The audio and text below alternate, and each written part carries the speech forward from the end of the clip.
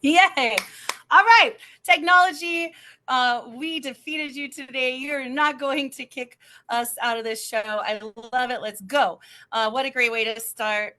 A show like this is through demanding technology bend to the will of poets from all over the world so we can all share this space, this one place and time. I'm very, very excited. Welcome, everyone, to the 2026 Red or Green Books Poets, Authors, Read-a-Thon. This is a fun part of our book launch series that we do. This is the second of three, and this is where we really begin to introduce you to perhaps the cover art. You get to hear more from the authors, more from their work, more about them, and they will have their links for their pre-orders. So if you would like to pre-order their book, you can do that.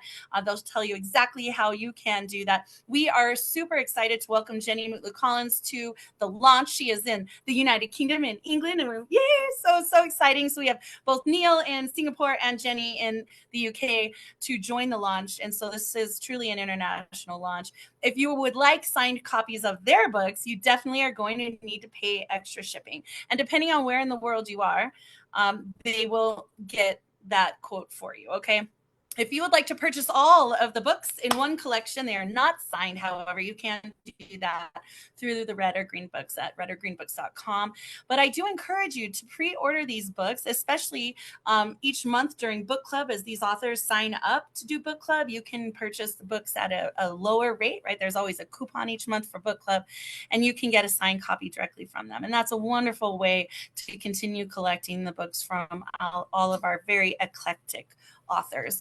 All right. So for those of you who don't know me, I'm Marissa Prada, the founder and editor-in-chief of Red or Green Books. Keep your ears to the ground because we do have American Graveyard Volume 2 coming out later this year.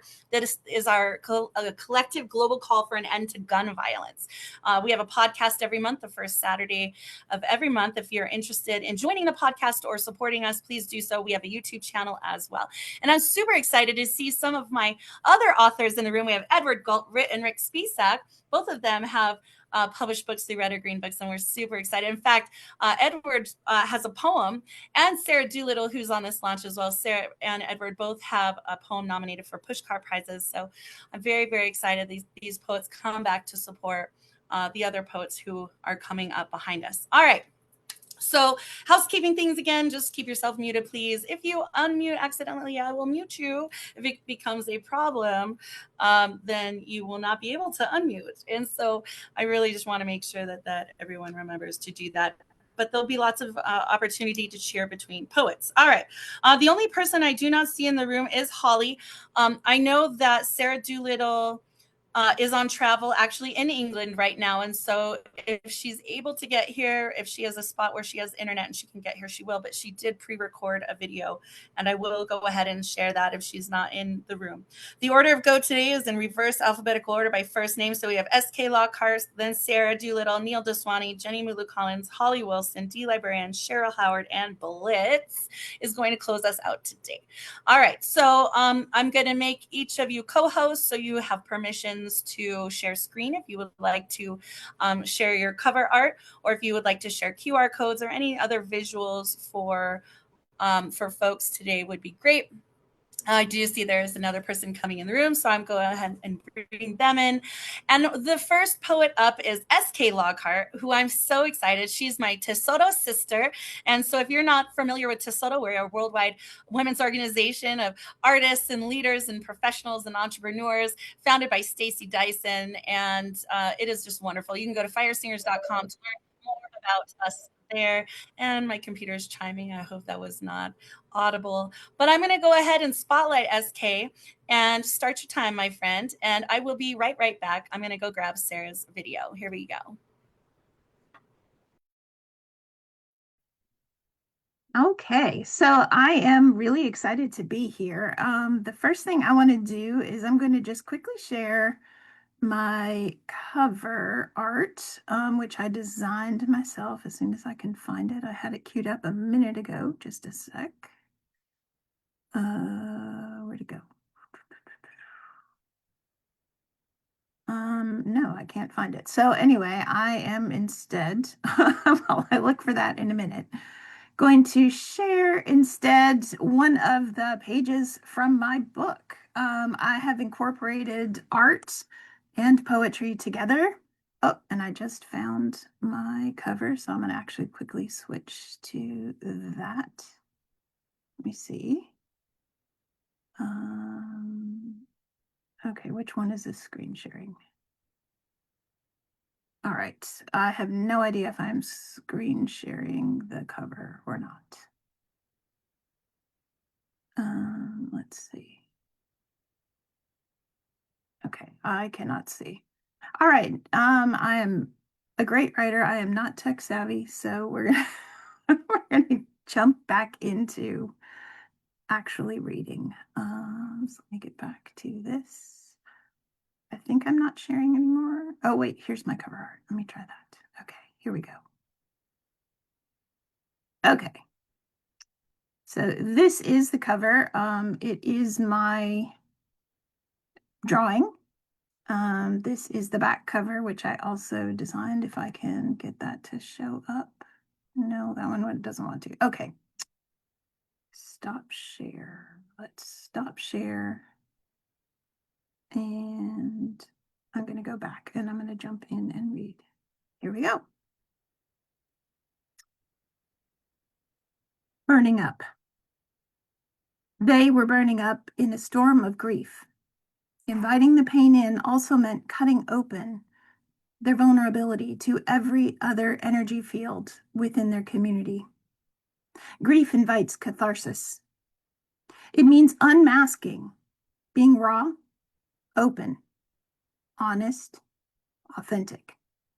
It means letting go, feeling all that needs to be acknowledged. Grief is an act of rebellion, of defiance in a world of superficiality and control.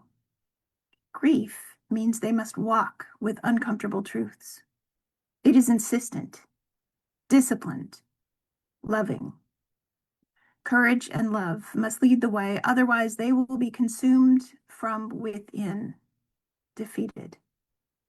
Pay attention to the ancestors in our midst.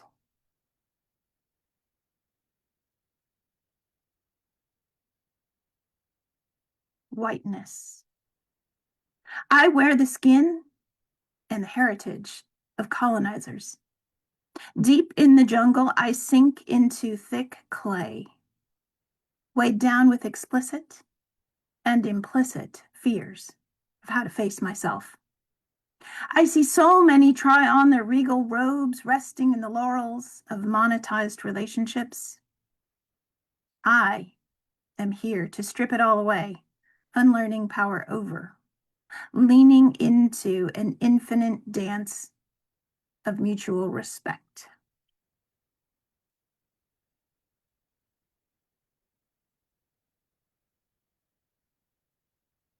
Relational anarchy. Some folks nestle in misogyny, heteronormativity, hierarchy, or all of the above, swallowing the Roberts Rules version of who we are supposed to be. Others don markings of white supremacy, proudly flaunting an ideological hegemony that erases human rights.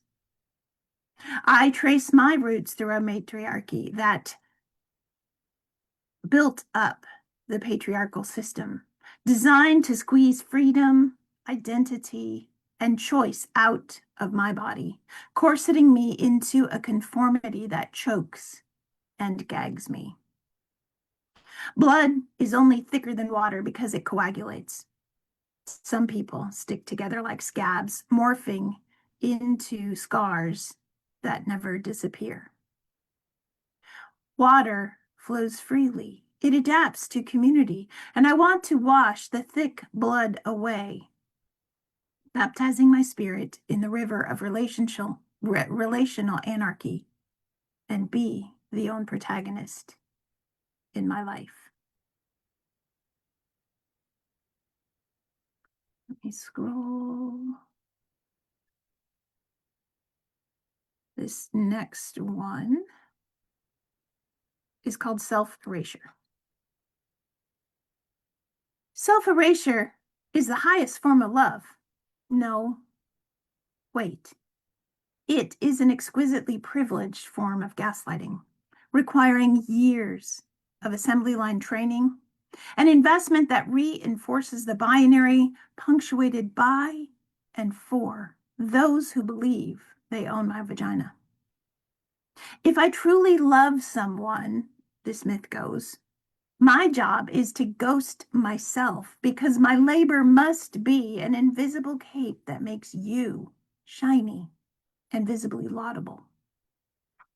My goodness mirrors only you, and somehow this needs to sustain me and my family. But I'm done licking up the crumbs strewn at your feet. I cannot suck your dick while you suck out my will to exist. My personhood never translated into the language between us.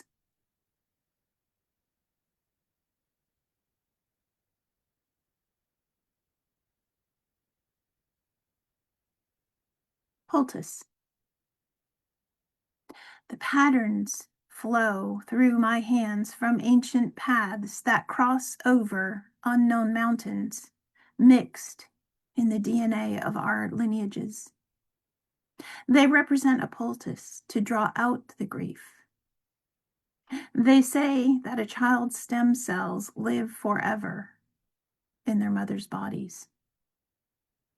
And my truth is that the colors of the universe live in my heart unapologetically.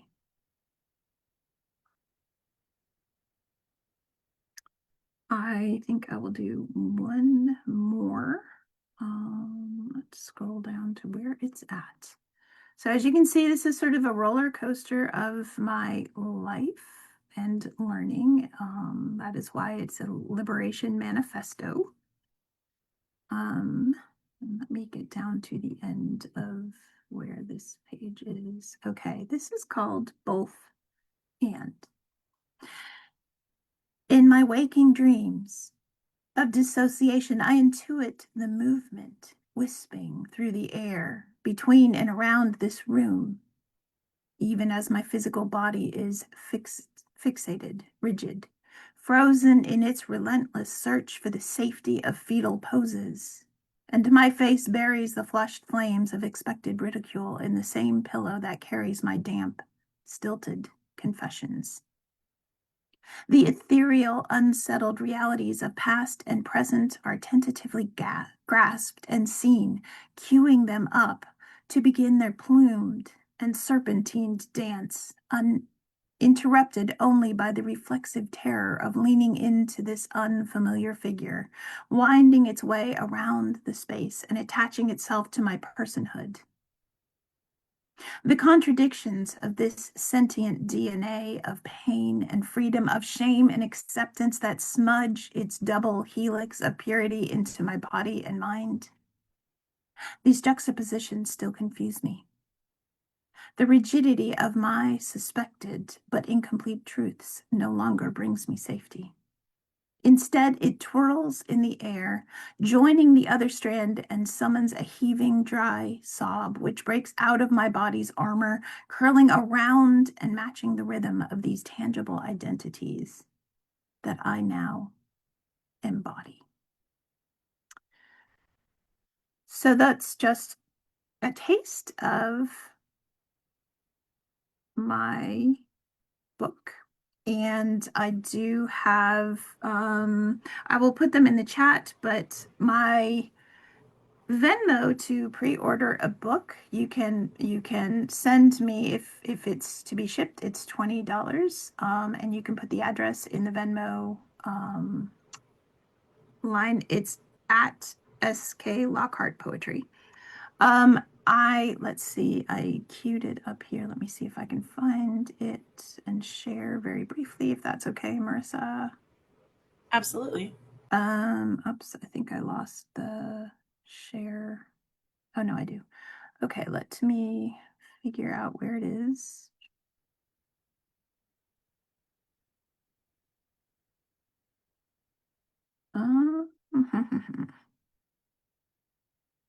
Where did I put it? I am so much better at regular art and so Are much. you looking for your cover art? No, I got my cover art up. No, I have my my Venmo. Can I Oh, just put stuff in the chat? you can put stuff in the chat too. It's good though to like at least like verbalize it too because people will go back and watch this at a later date. So SK Lockhart Poetry, right, is the Venmo At handle. SK Lockhart Poetry, I also have a link tree that's linktr.ee/SK Lockhart Poetry. That actually will take you to all of my socials at once, including Venmo, Cash App, my my email is sklockhart.poetry@gmail.com. That's another way to reach out to me. I am on Instagram, SK Lockhart Poetry. So basically, SK Lockhart Poetry is a way to find me all over the place. And And I as would always, be, like all their bios and stuff will be on the website. So you can, if you're not sure or you get to the end of the show and you're like, well, I should have written all that down. If you go to readorgreenbooks.com, read, READ, you click on authors, poets, and you can see everyone who's published here and all their links will be there too. So, it's a great place to just go and get everything at once. But yeah, so all right, SK, do you have anything else before we move on today? And I love your shirt, by the way. right? Poetic Revolution. This is a red or green book shirt. It So is. if you guys would like a t-shirt, you can get them on the website as well. I'm repping today. I love it. Yeah, I definitely want to start doing merch collections for all the authors. So I think that would be a super fun thing to do. If anyone is interested in helping organize that, let me know. All right, so I do have Sarah Doolittle's video pulled up and ready to go. She is amazing. She is a teacher, public school teacher here. She teaches English, and this is her second book that she's putting out. And her performances are very emotive. And for those who live in New Mexico or come to visit in New Mexico, I really do hope you'll have a chance to meet her because her work is incredible. And you can see her on Book Club Author Talk from a previous, from I think last year, she was in Book Club. And so she did that. So you can catch her performances there. All right. So I'm going to share and we'll go. Here we go.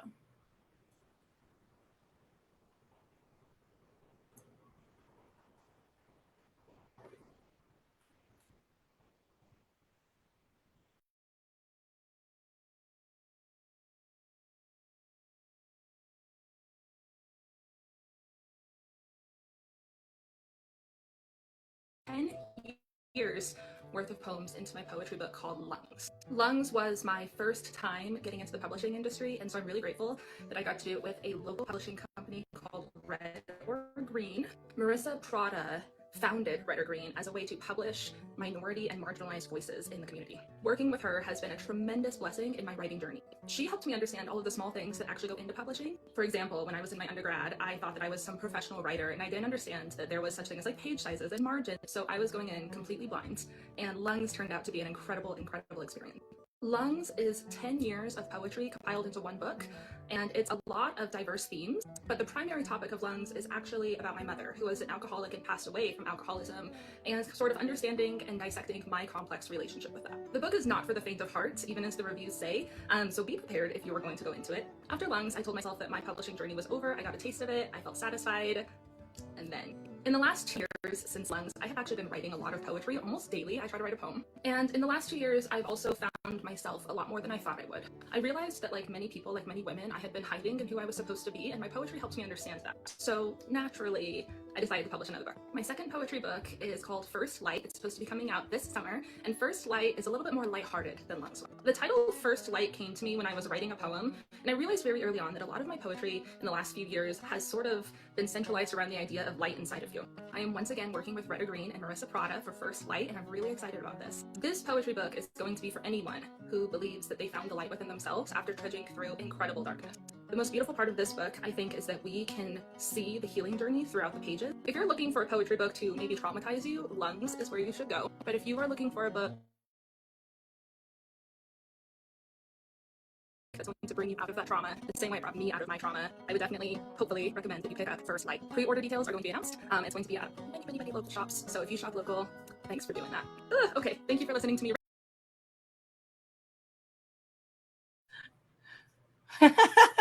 I was hoping she would have a poem in there. So yeah, she created this reel for Instagram, and so I don't know if it kind of like sped up certain parts of her words, but anyway, she's a wonderful author and poet and woman, and so you'll have a great time reading her book, and she's very funny too. All right, so we're gonna keep going. Next up, we have Neil Daswani, who I'm super excited about, all the way from Singapore to bring us his incredible work. And you'll get used to his voice, right? The sound of his voice for those of us who have been online together for, since the pandemic. You hear Neil's voice and you just automatically kind of get lulled into this world of his imagination. And it's a lot of fun to hear his work. And now to read his book has been really interesting watching it come to life. So for all of you who don't know yet, this is going to be a lot of fun. And I hope if you're new today, you've never seen or heard these authors, that you walk away today feeling something wonderful. So I'm going to go ahead and spotlight Neil and bring you up, my friend, and take it away. Well, firstly, thanks, Marissa. And I'm really honored to be part of Poets and Authors for 2026 with Red or Green. And I'm just going to start with a poem I read out when we last got together, but it's the title poem to the book, and it sort of anchors the book. And it's got a strange title, and well, let's get into it. The title of the book and the title poem, therefore, is Two Ways to Write a Semicolon. And if you're wondering, how does that work? This is how it works. Start with an end, a period. Then paint in the calligraphy of the downhill, that slippery slope which might take you down to the nadir. Or start at rock bottom, tracing the hieroglyphics of the wave that you must learn to crest, putting a firm, bold dot on top. A new star for you to follow. So in many ways, this poem anchors the book, and the book takes you through, all the hopelessness and world weariness that a number of us are experiencing, irrespective of which part of the world we're in. And I'll share a couple of samples of that. And hopefully, like the title poem conveys, that one thing we must never give up is hope. And as I come towards the end of this sequence, hopefully I am able to convey that. Okay, so I have switched things around. And so the draft that Marissa has changed, as sometimes happen. I decided to share with the audience and my readers my experience with having lived in various parts of the world, particularly in Asia over the past 26 years or so. So my first poem is titled Hikikimori, and that is a Japanese word which describes a very severe form of social withdrawal called hikikimori. And it's characterized amongst adolescents and young adults who literally become recluses in their own parents' homes. They're just frozen. They're unable to go out to work, unable to attend school, and what have you. So this is it. Hikikimori. Staring vacantly at the ceiling or at the closed door, watching the four walls close in. Solitary confinement. A self-delivered sentence. The judge, jury, and executioner, none other than yourself. This sentence can be as long or as short as you want. Trays are placed outside your door. No quarantine food, this. This is the food you grew up on, which you once relished. You pick at it now, disinterested. The front door is not locked. No alarms will be set off. There are no Dobermans at the gate. Outside the house is a world you once engaged with. The pandemic is long over, though at times it may seem the world outside your window is more lost than you. Yet, your exit left an air pocket for you to step back into when you are ready. The pandemic will be over whenever you want it to be. So I travel a fair amount, and I've been lucky to see a lot of the world. And the next poem is called My Side of the Mountain. So on a safari to Tanzania and Kenya, one gets to see multiple views of Africa's tallest mountain, Kilimanjaro. Our Tanzanian guide's chest puffs up with pride. With a proprietorial flourish of his hand, he introduces Kilimanjaro, the White Mountain, or Shining Mountain, also known as the Mountain of Greatness, nearly 20,000 feet tall. Mountains tend to attract tall claims. There are many myths around mountains, but it is unlikely that Queen Victoria gifted the mountain to her German grandson, Kaiser Wilhelm II. More likely, these two colonial powers sat down and shared the spoils, divvying up conquered land, drawing a ring around the snow-clad mountain, placing it in what was then German East Africa, with the English grabbing the Kenyan coast. We cross over from Tanzania to Amboseli. A member of our group speaks of how lucky the Tanzanians are to have Kilimanjaro. Our Kenyan guide smiles gently, almost indulgently, humoring us. He swerves around in a loop. The Jeep is now facing the mountain. We get a postcard, perfect view of the mountain, rising in tipped glacial splendor, towering above the swamps and dusty plains of Amboseli. The elephant herds on parade complete the picture. We cannot but agree with our Kenyan guide. They have the mountain, but we have the view. Such gloating can only lead to animosity. In 2025, the Tanzanians wanted to figure how they might block the view from Amboseli or charge tourists coming across from Kenya a viewing tax. Two countries with a common culture and the beautiful Swahili language should surely be more concerned about the rapidly melting snow on Kilimanjaro. The mountain features in The Lion King and also in that unforgettable song by Toto, Africa. Both are a lump in the throat. Both are a lump in the throat inducing masterpieces. In his story, The Snows of Kilimanjaro, Hemingway wonders what a leopard on the western summit was hoping to find. Its frozen and dried up carcass at the Ngai Nai. Hemingway helpfully provides the translation and the answer, the house of God. Which side of the mountain matters not.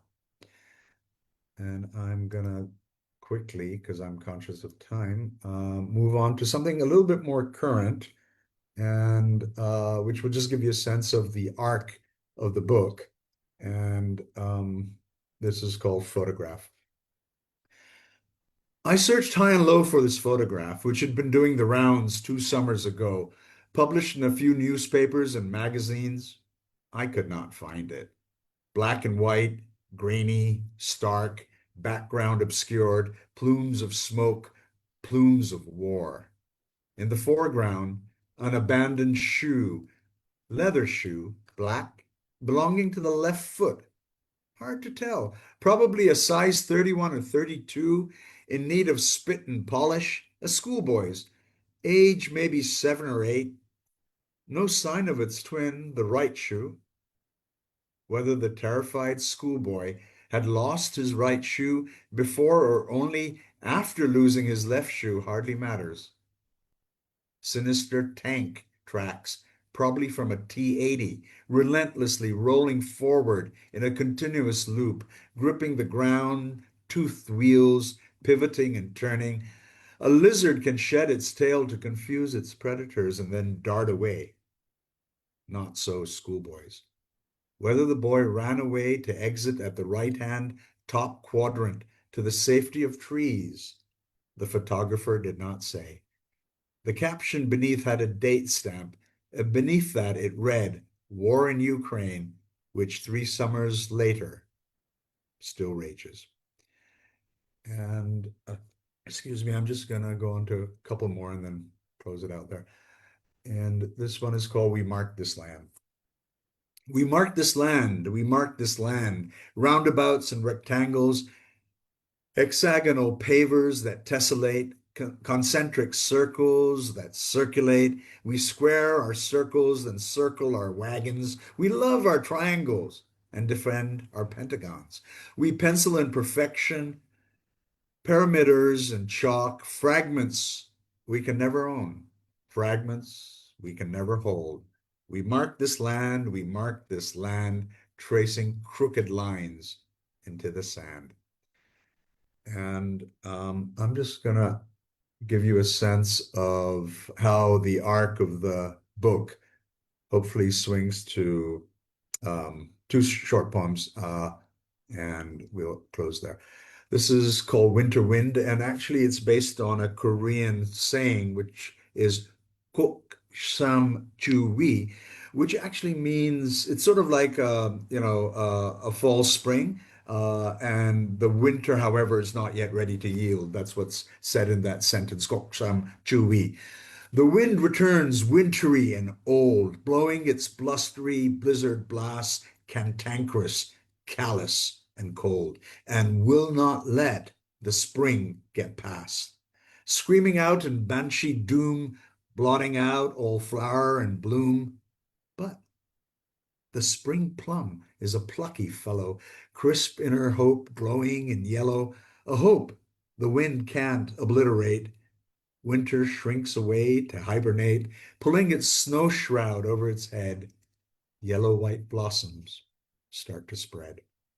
And I'll end on this last one. It's called The Darkest Hours Before the Dawn. The dark vanta black of night snuffed out all the ancient light. Stars flickered their weak protests. The sun plummeted in the west.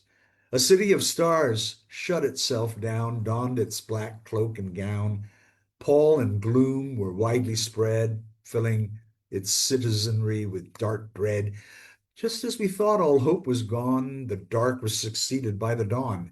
While Mother Earth turned on a dime, the roaring high tide crashed in on time. It unpicked the sleepy sutures of night and let in the first morning rays of light. Out on the horizon, the land hugged the sea as honeyed light dispelled all anxiety. Thank you. And I'm sure Marissa will definitely provide all the details, not only in the biodata, but elsewhere. But you can find me on PayPal. That's Neil C. Daswani, and my Gmail is Neil C. Daswani, as is my Facebook handle. I do post quite a bit on Facebook, but not as much as I used to. And once again, I thank all of you for your listening. Thanks a lot. Oh, I just love it. The poem, the Kilimanjaro poem, is such a great metaphor too. It's interesting, like, he's lived in so many places around the world. I love listening to poets who talk about where they are from or where they've lived or where they've traveled, especially because I may never get to see Kilimanjaro. We're going to get you to Singapore, Marissa. I would love to. That's your first halt. Oh, yes, I would love to. Absolutely. I think Singapore is an amazing place. And from everything that I've read and I've seen and I know, I might not even come back. So maybe we'll all just move to Singapore. All right, let's keep going. the next poet up, and I'm so excited Holly was able to get into the room. So yay, Holly Wilson is here. Technology is not always our friend, right? But it does teach us perseverance. And so I'm really proud of the poets for conquering technology today. All right, let's go. So next up is Jenny Mulu Collins. I'm very, very excited. Jenny was originally included in our flagship anthology, which is Touching Tongues, One's Erotic Book of Poetry. It's just an incredible way to fight the patriarchy, I think, fight the system. And, you know, we like to do things that other places won't do, or we're told we can't do, or we shouldn't do, right? So we like to break the rules a little bit here, make our own rules, if you will. And so I'm really excited that she is now coming with a full collection. And then Holly Wilson will be next, and then Dee, and then Cheryl, and then Blitz. So let me go ahead and give her co-host permissions right quick here, Miss Ma'am, and I will spotlight you and take it away. All right. Hi everyone. Yeah, I'm really happy to be here. Thank you, Marissa. I've been writing poems all of my life, basically, and this collection is a summary of work I've done over the last 10 years, mainly at the beginning of that period. It came out of some very startling spiritual experiences, which kicked off about 10, 11 years ago, dealing with God, sexuality, identity. So if mixing any of those issues upsets you, cover your ears now, because there's a lot of rule breaking here. Anyway, I'm going to share the cover if I can. I'm not sure if I've got the correct rights, Marissa. I do have it ready to share. If so if you click share, you allow it. You can share like tab if you want and pick the tab, or you can just share your screen and toggle to it. But I think picking the tab to share gives more privacy to you. Yeah, it's telling me it's disabled at the moment. Oh, wait. I made you co-host. Hold up. Let me hold, please. Okay. Maybe I didn't click the button, but there you go. Okay, so you're definitely co-host now. So see, let's try that. Technology, you're not going to win. Let's try this. Right, I'm going to have to do this entire screen, I think. Bear with me. This one, how is that going to go? Can you see it? So not yet. There might be a little bandwidth issue, so you could like turn your camera off and then share screen. Let's see. Oh, there's something's happening. Give it a moment to load. Is it coming through? Because I'm screen sharing. Give it a moment. Okay, it's showing everything on my screen. Okay, try this. Can you see that? Can you see that? So it's just dark right now, but it could just be loading. There we go. Now it loads. Yes, it just needed a little bit of time. So yes, there we go. And I love the texture, by the way. Have you got it? Okay. All right. Yeah. Yeah, no, I'm really pleased with how it looks. The collection's called Songs for the Divine Lover, the Tantra collection. And it's featuring artwork on the cover by my friend and ex-colleague Sasha Olport, who's also on the call. She's a designer and an artist, and she might drop her handle into the chat as well, but I just thought I'd share that with you. And then I'm going to start reading a few of my poems. I can just... Has that stopped sharing now? You need to see me again. Is that okay? Yep, you're good. All right, wonderful, lovely. So the first poem is called Confused. I am mama and child. I call for Baba while called. Your beloved but daughter. It's fine that I don't get this, and I'm calmly losing my mind. your mother when you suffer, sister friend to take you down, brother with the others, defender to the end. You always have an answer, but it's different every time. Who am I? Who are you? Who are we? Not. The I is confused, but I am loved, and that is all the explanation available at this time.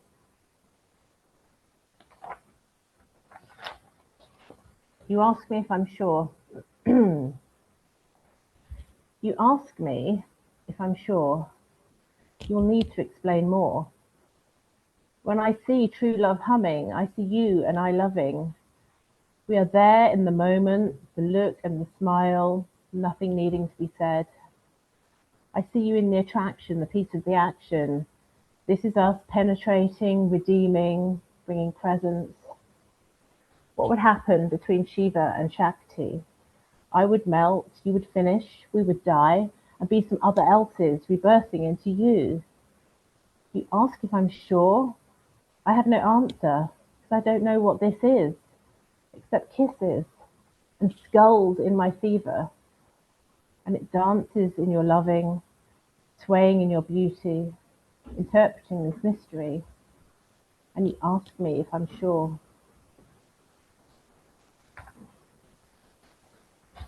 Fireflies.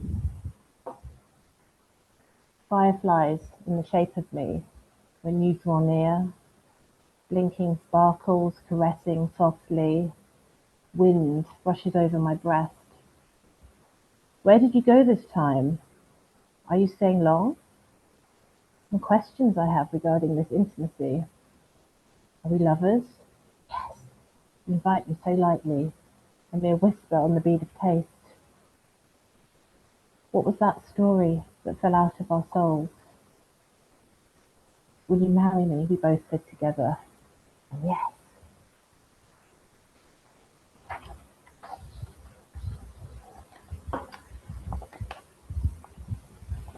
This morning, I kissed you twice impulsively, and then shyly wondered that I did it. Your love rushed in, a wave of feeling healing my division. And we smiled at the affection and the sweetness and the sense of kinship and at the silliness of it all. Do more of what you love. You said, do more of what you love. But I looked at my life in despair, as there were no more minutes to be found. And I know you're not sadistic, honestly, so this must mean something more profound. I looked again at the strictures and the activity. I could not have arranged it better if I was deliberately seeking misery. There was nowhere to go, nothing to do. You told me, do more of what you love. So I went back to you and said, there is nothing left. There's no other way. You need to show me how to make love to my life. Teach me how to make love to my day. Okay. This one's called Zero. My tongue tastes the tears that roll, that toil, that flush out the pain, the flow from eye to lip, a circuit, sobbing out my love, allowing the broken me, allowing you to heal, to rapture me. The salty joy, the aching mind, there is nowhere to go but zero, to be here, losing and letting go. I tap on the glass of the illusion. I dissolve, and you catch me in your bliss. Only the salty flavor reminds me I exist.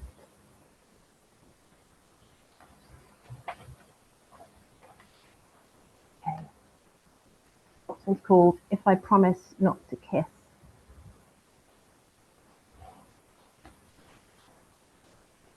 If I promise not to kiss, cheek to cheek, let me idle. This body is bliss. I can feel how it teeters and tingles on the brink of falling through its own ether. I'm nothing but caresses and giggles of heady entrapment, while I weep with the grief of the should have been somethings. I'm pleasure and tender. I'm preparing my dowry of ecstatic ripples, the deep pulses, the starry explosions, the om and the ah, those little chuckles I can feel in my toes, the delicate fingers at my nape. Let me idle and feel you becoming like sweet wine seeping into my nothing, rejoicing in lightness. Tears coming undone as they gushing acknowledge our entirety of loving. Can you feel me imploding so irresistibly in your vigor? Shh. There are no words left within me to tell this, but be crazy. Let me rage this, so quietly, peacefully, and shh, how she struggles, these last moments of selfhood. Rising has taken, you taking me over, and over the border.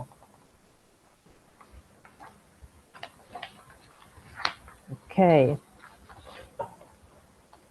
This one's called Communion. Try not to fall off your chairs.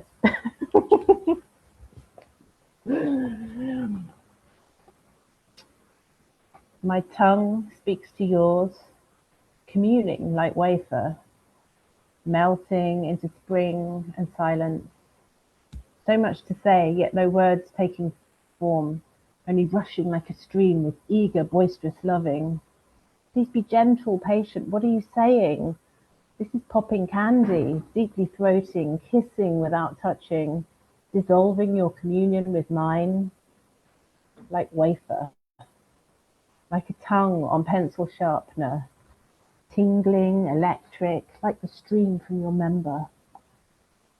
Can we go to the chapel, receive absolution for the love we have for each other? I want to feel it, the wafer on my tongue. Will it speak to me more or less wiser? Can we go there together and kneel as we offer our tongues to this union? Hold my hand. See, the priest is on our side. No lover of mine is an enemy of devotion. Look, we are fine. Okay, and I've just got a couple of more to round up.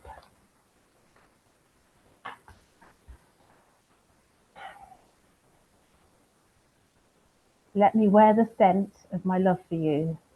Let me paint it all over so everyone will know. Let the resting places of the world bear testament to it. Let jewels fall from me into the streets. They are so many, bringing transcendence. Where I go, you are with me. Divine escort of pleasure. Take handfuls of this fragrant balm and spread it as a tribute to your love.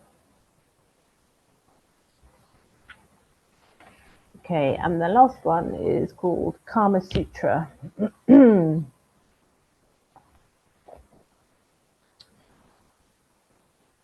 sensing something particular about this gift. What's the significance? Something you're humbling. The tomcat, in love and innocence, deposits the mouse at the foot of his mistress. This is what I did. Can you accept it? And she wonders, half amused, half vexed, what to do with it. And the humour of you rumbles through my belly, says, what? At my grimace. As I read the first pages, you know I'll love some parts, at others I'll wince. So we'll read it together to find wholeness and laugh if we have to and make love as we'll want to. And slowly it dawns on me what is different about this, the book of desire, Kama Sutra. It's an offering, a wedding gift, all there, rolled into infinity. This is me in my difficult insufferability, want to punch me and can join with me, but I know that you love me. Hopeless move. I have nothing to do, ears ringing at finally feeling this shift. You had me at wedding gift. Thank you. That's all of them. That's amazing, Jenny. Do you want to plug where people can find you, follow you, your handles, where they can pre-order your book, all that good stuff? Yeah, sure. I'm going to pop them in the chat, but let me just tell you where you can find me. So if you want to pre-order a book, it's on thehouseoftantra.com/songs. On Instagram, I'm at Matages_kitchen, and on Facebook at Tantra Mataji. I'm just pronouncing it as it is written because I know that's going to be easier for people. But yeah, I'm going to drop those in the chat. And we're working to get her bio uploaded to the website also. So you can always reach out to us at Red or Green Books if you need more information in this interim part. Yeah, and thank you very much for the opportunity to read today, Marissa. That's really great. You're so welcome. Thank you for being part of this launch. It's just a great vivacious launch with some just incredible human beings, and you fit right in. So let's go. Next up, we have Holly Wilson. Holly is a good friend of mine. She lives here in Albuquerque. And in fact, Neil Daswani was in Albuquerque not that long ago. And I brought Holly Wilson to the lunch. So we all kind of met each other in person, which was super fun.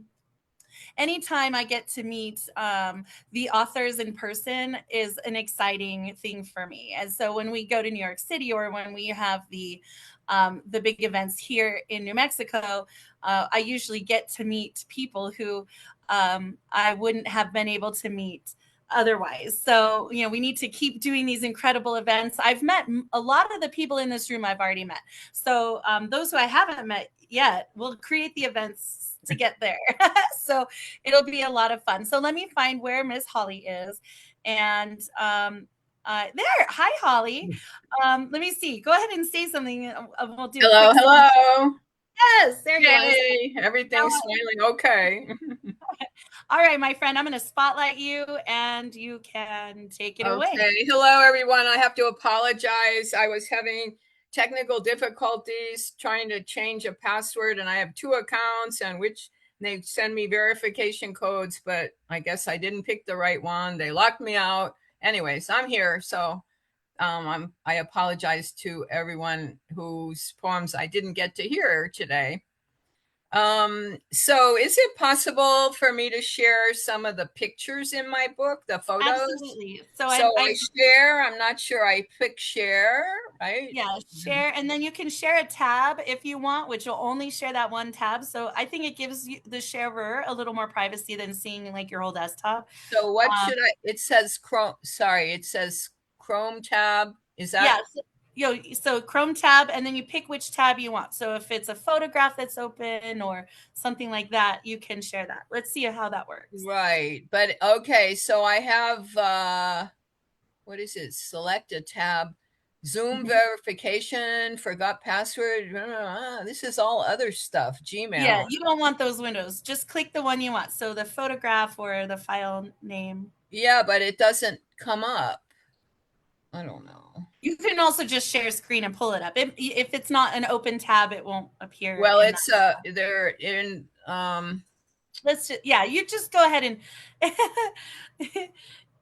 so none of those are what you want, but you can also just share screen and toggle to what you want to share. Yeah, that's what I'm trying to do. They're in my pictures, like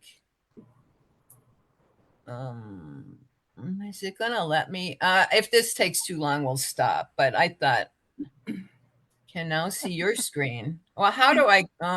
So you're just sharing your live desktop right now. So you want to click your file folder or whatever, wherever your file is that you're wanting to share. We also do low-key Zoom tutorials during these programs. Yeah, I may need that. All right, I'm gonna try this. If it takes too long, we'll forget about it. That's okay. So yeah, if any of you are wanting to share an image, go into your computer, open the image so the file is open, and that way when you do a share screen, you can just share tab and just share that one image, so you don't have to share everything. Yeah, it's not letting me share. Unless you have some sort of firewall maybe or something on your computer. But well, when I open it, it says no matches, but I know the pictures are in there. Anyways, I don't know. If you want, you can stop share and go ahead and try to locate it, like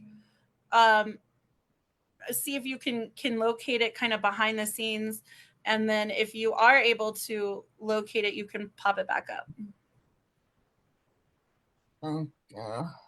Hello? We're here. Okay, so I stopped sharing. Okay, there we go. And then just get it up. I'll see if I can get it. Yes, we need to get it up after Jenny's reading. Yeah, right. I think we've not got it up. If you don't have it up yet, go back and listen to her set because her set. I don't know. Let me check. Do you want Holly? Do you want me to invite Dee to come up and read, and you can pull that up, and then you can. Well, I'll try. Yeah, I don't want to waste you guys' time. Okay. No. It's not a waste of time. I definitely just want to make sure that we're running smoothly. So Dee, do you have? Yeah, it's not coming up. Anyways, I don't know. Okay, so Holly, just take a few minutes, and then see if you can find it, if you can open it, and in the meantime, I'll pull Dee Librarian up, and that go way, ahead. Yeah, that way you can just do what you need to do and try to locate that, and then we'll rock and roll this. All right, so Dee Librarian. Oh my gosh, let's go. I'm so excited. I mean, we talk about women powerhouses. This woman is no joke. She is the real deal. She can knock your socks off. I had a wonderful opportunity to perform with her and Blitz in Dallas, Fort Worth, Texas, right around Christmas time last year. And so it was a super fun show. We got to do that again. And also, I got to perform with CU also in North Carolina, in Charlotte, when we were there a couple years ago for Coach Josh Smalls' event. That was a wonderful, wonderful show. So let's go. I'm going to go ahead and spotlight you, Dee, and take it away. Hello, everyone. I am Dee Librarian. I'm so grateful and excited to be here with everyone this afternoon. Thank y'all so much for your participation. I am grateful to be amongst this flight of writers this season, and I'm very grateful towards Prada for the push, because I have been struggling, especially when you have like ADHD and stuff going on and procrastination and all that happens. So yay for me. But what I like most about it, I know I had told y'all at the last meeting that I had a book title and everything, but I had gravely mistaken how much time it takes. So I had to go in a different direction because fortitude needs more time. So I decided to go with a collection of poetry that I've been writing since 17. So it spans over 31 years. Some of my favorite poems, some written to writing prompts from other poets during the pandemic in the few years that we were together, some as early as 17 years of age, a couple during the military, some experiences with men, life, spoken word, and I put it all together, and then I entitled the book Freestyle, an Uninhibited Spirit, because when I speak about freestyle, I'm talking about basically my personality. I'm just free. Style is also what a person is made of. It's not always clothes. It's about who you are, how you express yourself. And we express ourselves in a myriad of ways. And that's what I did with my poems. And I didn't want to be confined in boxes with it. So I'm going to share my cover with you guys really quick, and then I'm just going to move into the poem. I'm pulling the image up now. That way I can go to my share screen real quick. Okay, so share. Okay, here. Okay, entire screen, or are we just going to do a window? Share that window right there. Bam. Can y'all see it? Yes, it's beautiful. Thank you so much. I love how the artwork fits together. I don't want to spend a lot of time just talking about why it's there, because I feel like the visuals kind of just grasp the concept and you can just kind of put it together yourself. But I'm going to leave that up there since it's still, I'm screen sharing. So if I'm okay, it's still showing the image. That's good, because I wanted to switch to the poem so I can read. Y'all can see me in the image, but it's still okay. It's good. We good. So you Okay. want to read while the image is up on the screen, or you want to take the image down and then read? No, I want to read while the image is up. All right. I just want to double check. Okay, cool. So this first poem is entitled Bail Bond, and it is from a writing prompt from God's Ink. Spoken word from the Ink magazine is a platform that he has, and the writing prompt was basically a picture, and it was a blue bird with orange adornments on the chest and the eyes, and then the feathers. So like even the feathers were like blue and orange and whatnot, and the bird was in a cage, and a pretty cage, but a cage nonetheless. And this is what I wrote from that. The wild thing, who never sought pity for affliction earned of its own iniquity, enclosed with bars stemming from scars of flipped birds, ridicule, and scoffs, confined by its bondage, the framework of its skeletons impresses its field of vision. Obscured by the boundaries of its pen, how peculiar it sings. Eyes wide open, and yet it still sleeps, knowing that its suffering will one day soon set it free. That's that poem. Then, oh no, I'm going back to the table of contents. It's faster to navigate that way because I already picked the poems that I'm going to do. And control and click. Here we go. I entitled this poem Private Parts. Your whisper entangles me into thoughts too wild to say aloud.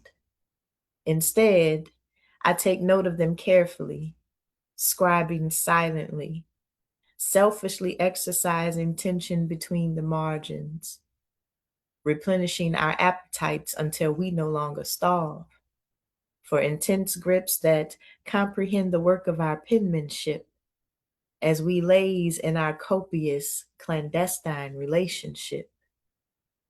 We do not blend like watercolors on wet paper. Rather, we fight for our edge, pressing against each other until the friction burns a heat, stroking sharp lines that band the width of a page. A deliberate bruising of egos, finding where the soul begins. The range of our bit depth yielding to make amends, feathering our borders as we set the stage for a synchronous symphony, a terrifying symmetry, striking prose from the storms brewing where we disagree. Our constructive interference humming from beneath the floor while finding our rhythm in truth and lore. We are the heavy, desperate pull of the tide, tearing at the shoreline, only to return to the same quiet depths, bleeding into the music of our own chaos.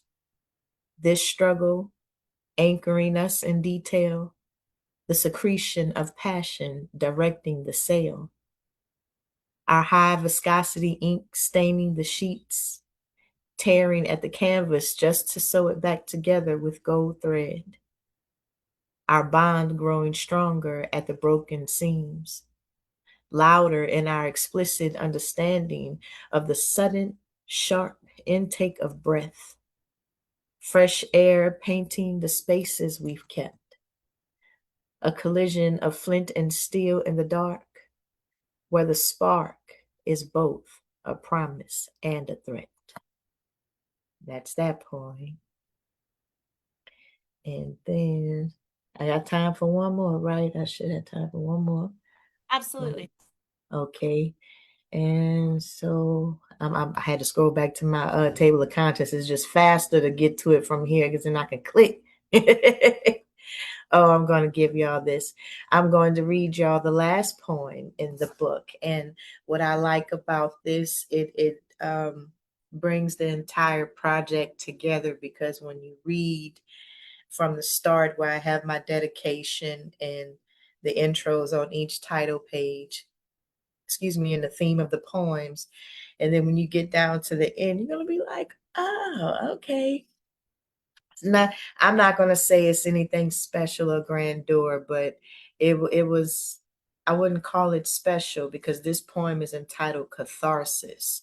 So this was more like work. This was labor intensified over the course of my entire life, but it's also fun and witty. So this particular poem I wrote in response to a writing prompt and a challenge from poet Maya DeBee. She's also with the Dallas Poetry Commission, and the poem writing prompt was what makes poetry, and I entitled this one Catharsis, because as someone with PTSD, I feel that art, especially writing, is very therapeutic. So here we go. Poetry is a myriad of things, a structured arrangement, sometimes tethered for entertainment, while making use of extraordinary language, posing as prose to conjure public engagement. It's amazing how spontaneous feelings can be so direct that drinking a cup of tea can leave others feeling unnerved, perturbed by the breaking of silence that allows mute voices to be heard, tingling with excitement of the senses when a poet declares a mention of physiological responses to astronomical questions. I beckon that poetry be the deed, a document of writing marginal sparks of creativity, notions expressing emotions delivered in doses scripted with dignity.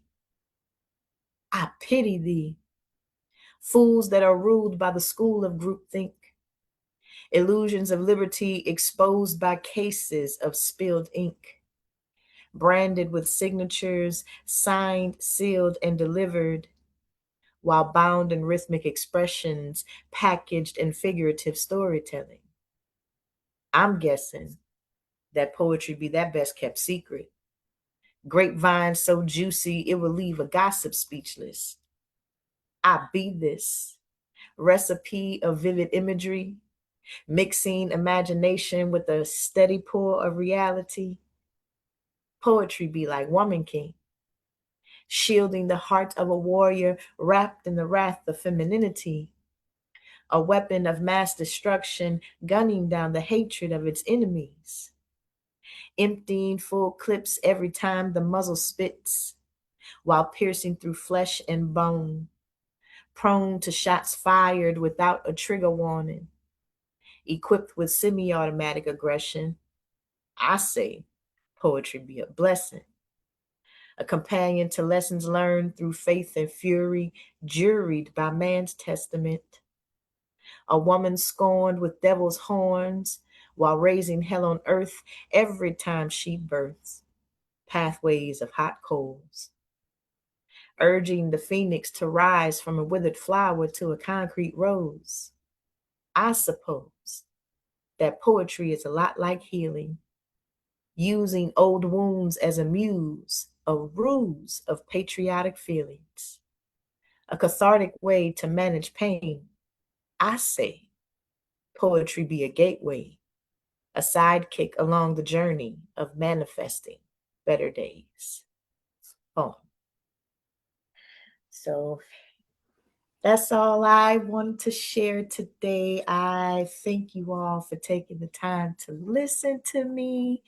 I saw a couple of comments coming. I'm gonna read them in a second, so I appreciate y'all in here. I really enjoyed this project. I can't wait to get the book in hand. I did not set up any links for pre-orders, but what I did is I made a post earlier today on Facebook.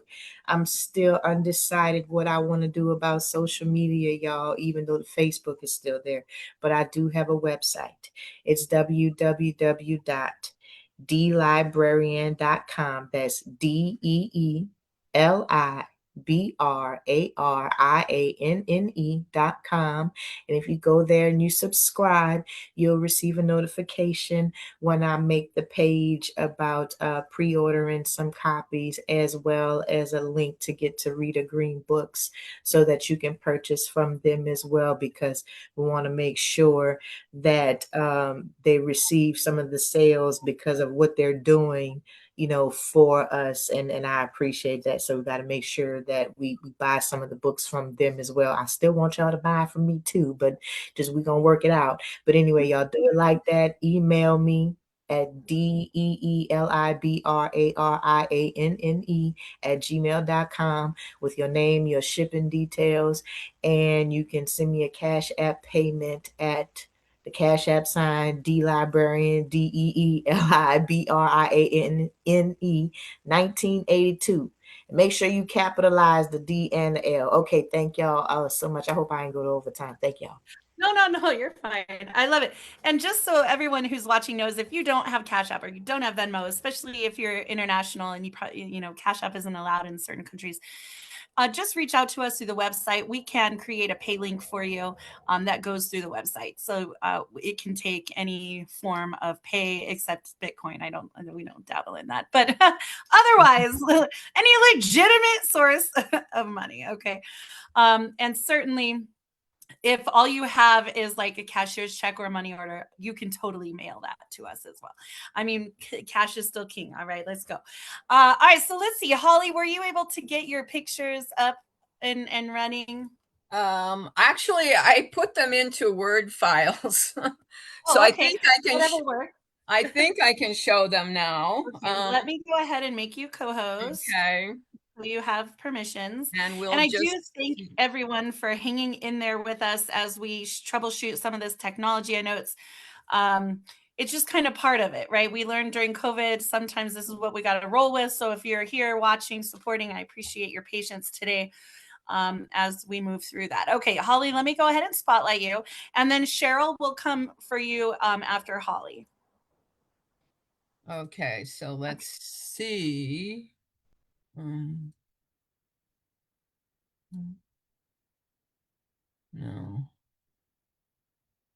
Window. Oh, okay. Can you guys see this? Yes. All right. So okay, this first, I'm doing two books together, and one is my more sedate philosophical poems, and one is my little more outrageous. So these are anyways, that's one of me praying, looking all sedate. Oh no, what happened? Okay. Let's see if I can find some more. Here's my egg crown of eggs. And those are their real colors. Can you guys see that? Oh, yeah, super cool. Yeah, and they're very bright. And so Holly has chickens, right? So for those of you who don't know her like I do, she has chickens. These are from her chickens. Right. So those are real eggs. So let me go back. Let me see if I can find something else.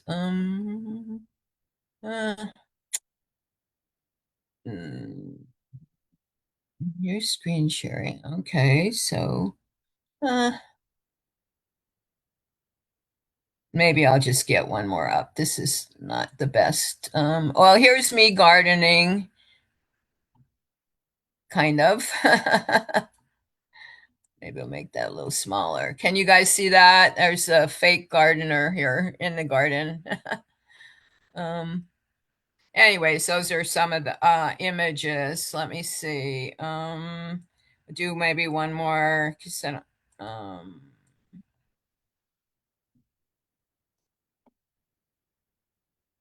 Let me see if I can find the last one. Oh, okay. Well, here's me in the flowers. There's me in flowers. So I have a little greenhouse. Anyways, you guys can see that. Oh,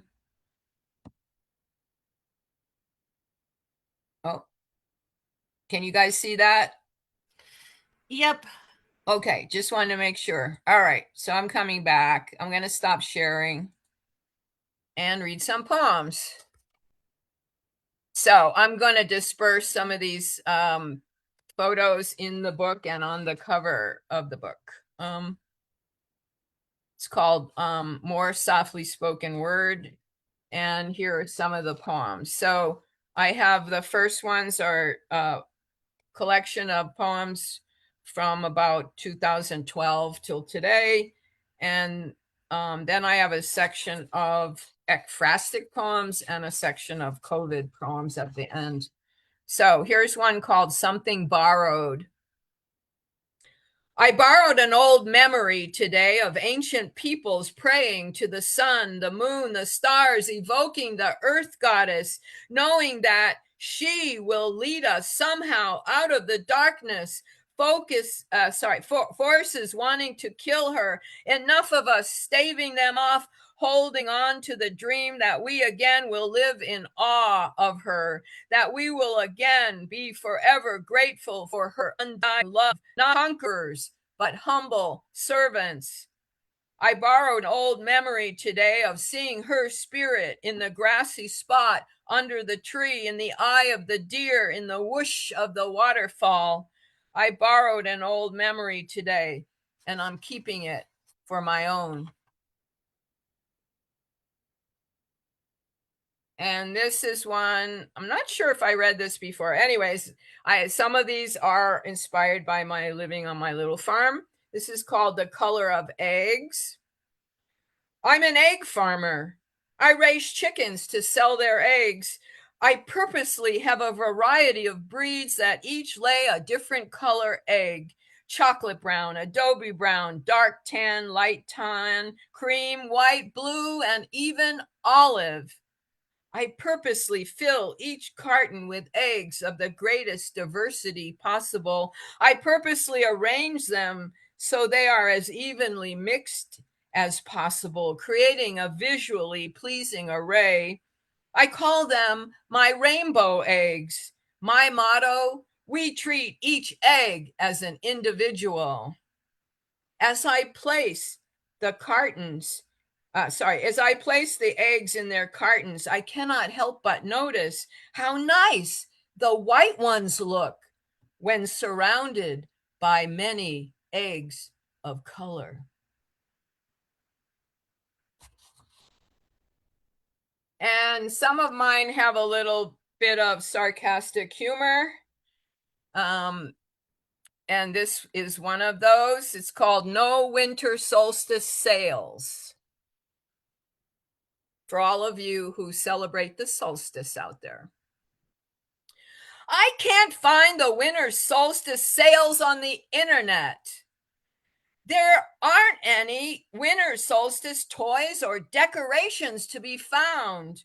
School children don't get the day off. Banks and government offices aren't closed.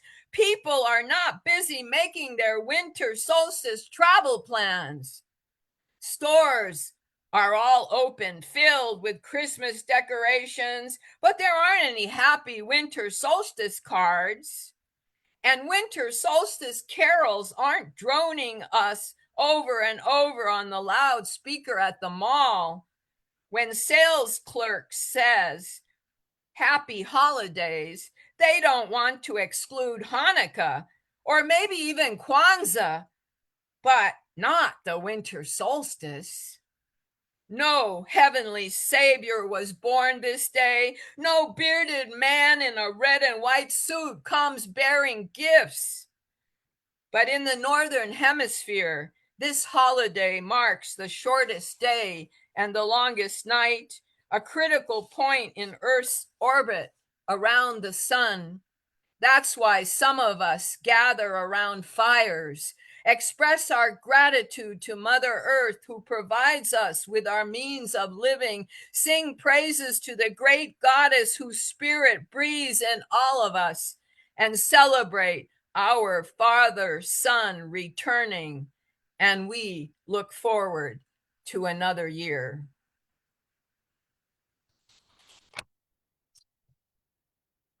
So here's one of the ekphrastic poems.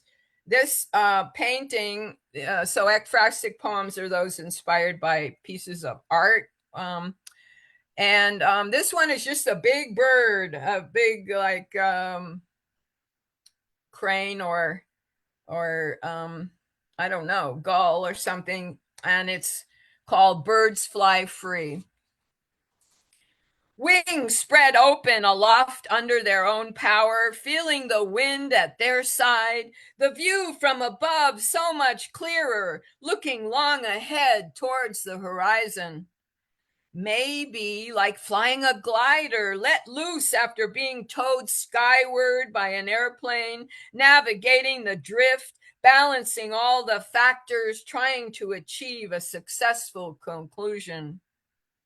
Maybe like riding in a hot air balloon, suspended in elevated places, moving along wherever the wind takes you, the ever certain possibility of falling all the way down. Maybe like the diver leaping from the cliff top, that brief moment etched in space between earth and water before the giant splash and he melds into it. Maybe like a dancer filled with music, jumping, twirling feet, almost not touching the ground. The flute lifts the body up. Movement erases the line between moment and sound. Maybe in a magical dream, sailing through exquisite scenery, riding an invisible escalator, floating along above a path leading to something beyond what's here. Birds open their wings, they bend their knees a little and propel themselves skyward under their own power towards a different view of what's going on. We will never know what birds know. And do I have time for one more? This is a COVID poem. Yes. Okay. This is this is out of the COVID poems. As you all know, a lot of us were alone a lot. It's called A Hug. A hug, a hug. What I wouldn't do for a real hug. Not one of those where we briefly entwine our arms sideways but don't let our bodies touch. Not one of those quick mutual pats on the back, careful to leave a safe distance between us. And certainly not one of those air hugs. I want one of those real hugs, a hug that lifts the spirit like two cosmic bodies intertwining their energy into something greater than both of them. A full frontal hug in which our bodies embrace each other with no space between. A hug in which your essence and mine commingle for a moment. A hug that momentarily blocks out outside disturbance, a hug that makes the past and future disappear. The only thing that exists is you and me. A hug in which we comfort each other, care for each other, send messages of peace from one to the other, a full frontal hug that's an honest holding on to one another. You only want the best for me, and I only want the best for you. A hug that says, The world is all right again, and fear has given way to love. A hug because we have realized we are all equals. A hug that means we completely trust each other. A hug that says we should be helping each other instead of fighting against each other. A hug that says we appreciate the life we've been given. A hug that thanks the universe for giving us this marvelous planet to live on. A hug that says, let's look carefully at how we've been living and see if we can't do a whole lot better. And what about group hugs? One big hug that shows how much we all love each other, holding on to each other like we were one human race. A hug so close for a moment, our hearts beat as one. Just a simple hug. When will we be able to just look at each other and automatically step into one without any reservations? Thank you. Oh, I just love it. I did a poem during COVID. It's titled Nona During COVID. It's for my grandmother because she turned 90 during COVID. Mm. And I remember specifically, we weren't allowed to hug her. We weren't allowed to touch her. We weren't allowed to be around her. And so it's very, we forget now how it was then. And so I'm really glad that you did that poem because we all do really need to remember the disconnection of the time during COVID and the embracing that we're able to do with each other now is very profound. Holly, where can people find you, follow you, get your book, all that good stuff? Well, I just give you my email at this point. I'm hoping to get a website up at some point, but my email is very simple, hollywilsonpoetry@gmail.com. So that's how you can. And I am on Facebook also, and I'm the gray-haired lady with the microphone in her mouth. That's because there's several Holly Wilsons. And I will put my email in the chat for you all. And don't let Holly fool you, okay? She runs an open mic here every month in the city, and she also does hand drums. She's also a musician. She's not just an artist and a poet. She's also a musician. So if you ever do get to see her live, you'll enjoy her work. Is just amazing. All right, let's keep going. Cheryl Howard, I'm so excited you are here, Cheryl, and thank you for your patience and being the C first name today, and being kind of towards the bottom of the list, but certainly I think we are saving some of the best for last, and I'm very, very excited that you're here and that technology has not prevailed. I'm going to go ahead and make you co-host in case you need to share screen or anything like that. And if you have any struggles or need any help, let me know. And I will go ahead and send you an ask to unmute so we can see if we can get you unmuted. And I'm so glad to hear Cheryl. Hear her work, hear her story, hear a little bit about her book. So I'm going to go ahead and spotlight you, Cheryl, and you can take it away. All right. First, thank you, Marisa. And I apologize for last month.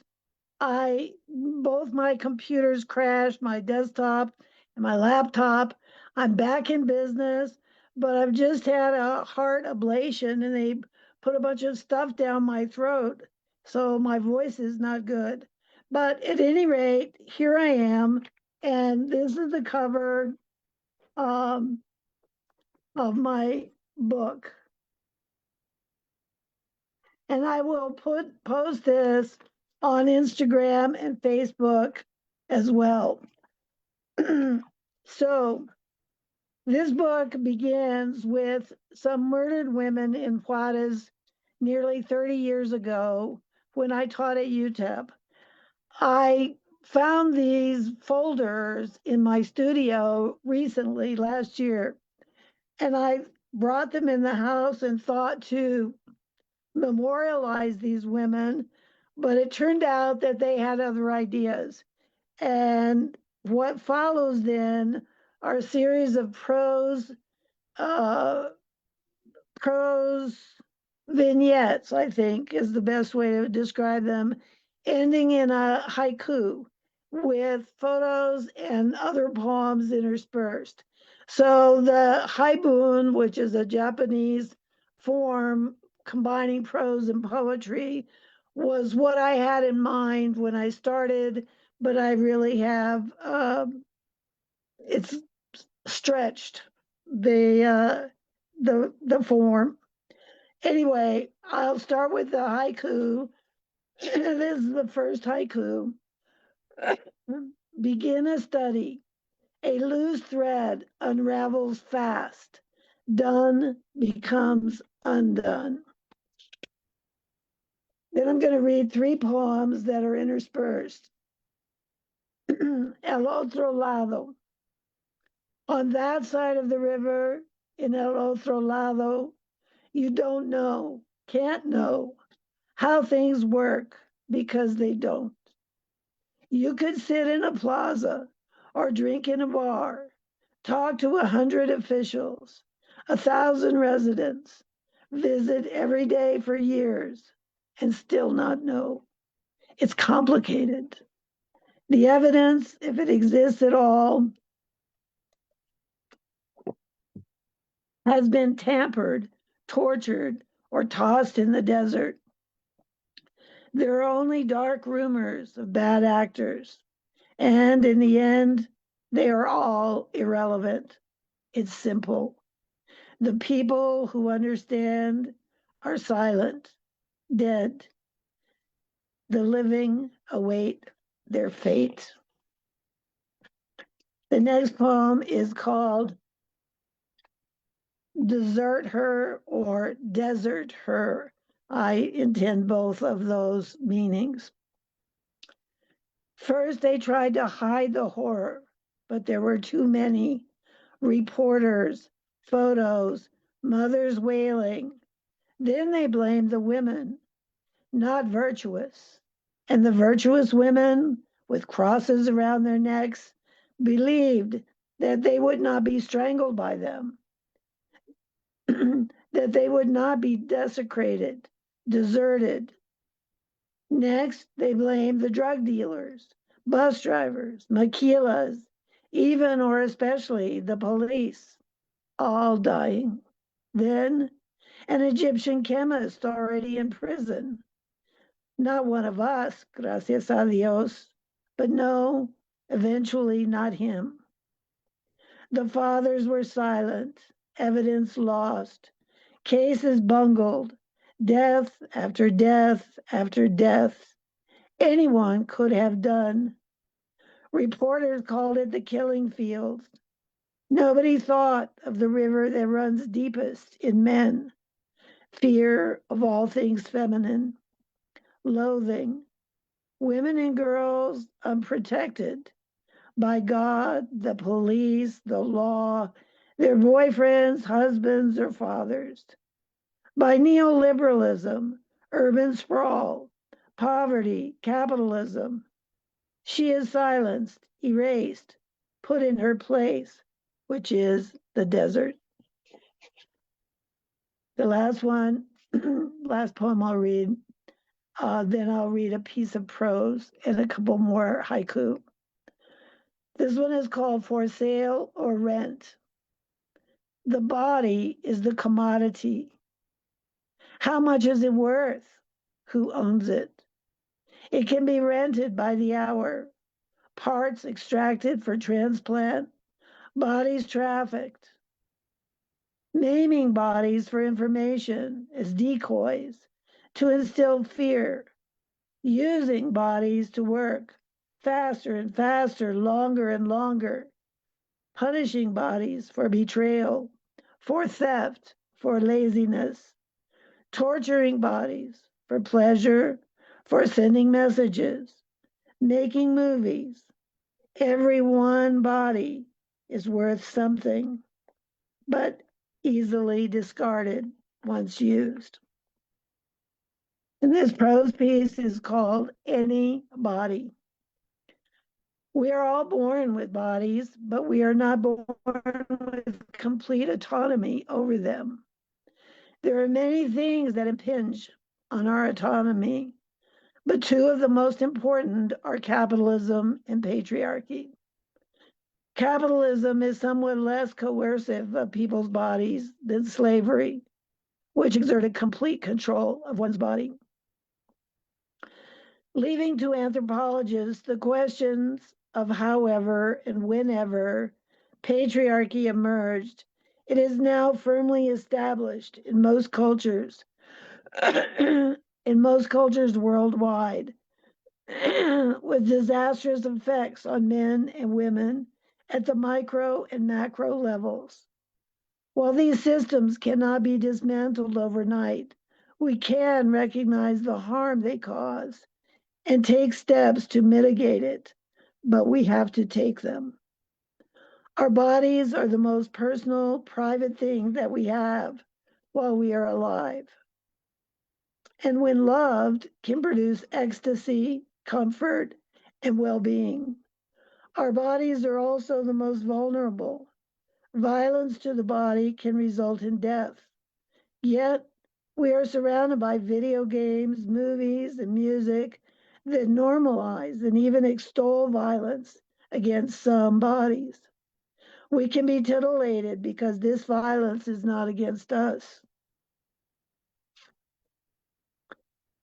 Women's bodies have been claimed by men as property, playthings, or procreators.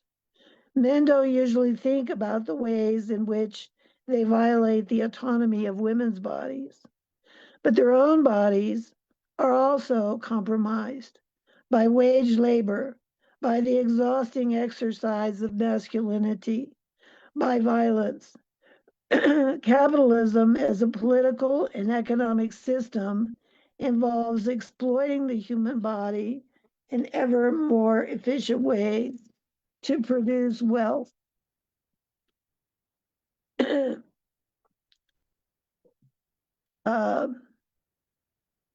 going to skip a little bit. People become commodities, poor people more so. All over the world, they are recruited to make things or sell things that make rich people richer. Poor people are driven to sell body parts and fluids, kidneys, plasma, etc. Young boys and girls are abducted, trafficked to wealthy clients for sex and others for slave labor. Once they have been used or used up, they are disposable. Lest we think that violence done to bodies is always recognized as such, consider the cases of workplace toxicity, making communities dangerous, housing substandard or unaffordable, food deserts, all of which take a toll on the human body. Ultimately, we need to care for not just our own body and the bodies of loved ones, but the bodies of everyone, Black, brown, foreign, feminine, queer, named, every body. This last part is from another section, but it relates. Because the body has been the commodity, the body will have to be the revolution. The civil rights movement only happened because people who fought for civil rights put their literal bodies in contested spaces, buses, lunch counters, bridges, schools. Another way to protest the commodification of the body is to remove it from the locations of exploitation. The merchants of capitalism cannot profit without the labor of workers, or if the products they produce are not purchased. Often these protests are too costly for the ordinary worker, however. La luce sigue. Then these are the two final haiku. Many loose threads and unconnected dots lie still on cutting room floor. We have to have hope. We must strive for a future that has never been. Now I have the QR codes, but I will put them on my Instagram account and my Facebook. Because I don't have the right screen to do things. I'm on my phone instead of the laptop. Anyway, I will put these. My Instagram account, uh, labeled by my students at UTEP, is the Chief 47, and my Facebook is just my name with this hair. You can look at the images, and I'll put all those things there with links to PayPal, Cash App, etc. And then I'll send them also to Marisa. Thank you so much. Oh, and I wanted to say one other thing. Holly and I will be the featured readers together on Fixed and Free. And I don't know, I can't remember whether it's August or September. Holly, do you remember? I didn't realize you were going to be my compañera, but it's August. And thanks for reminding. I'm signed up for August. Last I knew, it's been 6 months. I'll have to check with Billy, but yeah, yeah. We're both set to read together. Wonderful. That's so exciting. Oh my gosh, let's go. That's very exciting. Right. For those who don't know, online, so anybody from here can join in. Right. So Fixed and Free is an online open mic run by Billy Brown every month. And if you go and so he has features, but it's also an open mic. So you can go and it's on Zoom. So anyone can go anywhere in the world.